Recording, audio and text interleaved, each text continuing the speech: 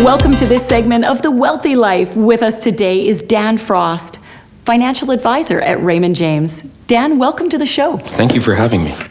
I'm excited to talk to you today about business tips for business owners thinking about succession planning. Yep, that's what I do.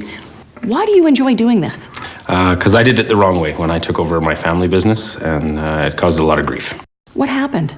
I was working as a financial advisor assistant with my dad, and he had a stroke 6 months into our 5-year plan, and we weren't prepared for that.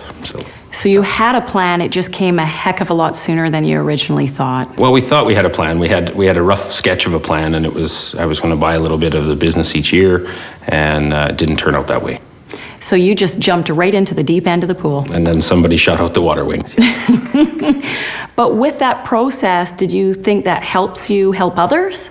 Yeah, I would say so. We've done probably 15 or 20 different transitions in the last few years, and some businesses are very, very quick and easy, even though the plan takes a while. The process of doing it is easy, and some take a great deal of time. It depends on the size and scope of each business.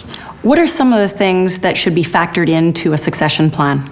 The first and foremost, the customers or clients in our business as professionals.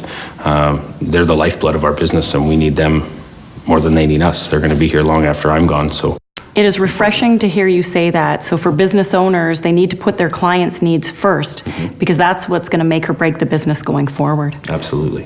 What about price? How do you decide on a price, or is that important? Price is important, but it's not the most important, and the price will actually fall into place once you have the other pieces put in together.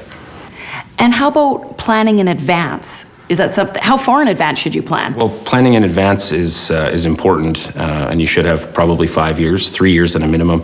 But more importantly is the timing of the event. So, in the case of a farmer, you don't want to sell your farm during harvest. Right? In the case of a financial advisor or an accountant, you don't want to sell an RSP or tax season. So there's times of the year that are better. So, and depending, is a person going to buy a piece of the business each year? Is there a specific time when that should be done?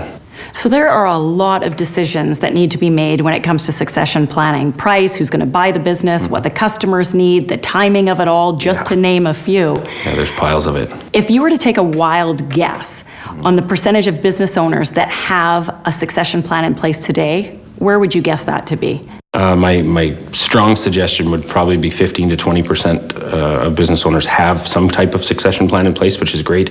But my guess would also be that 50% of those people don't use that plan. It sits in a drawer somewhere.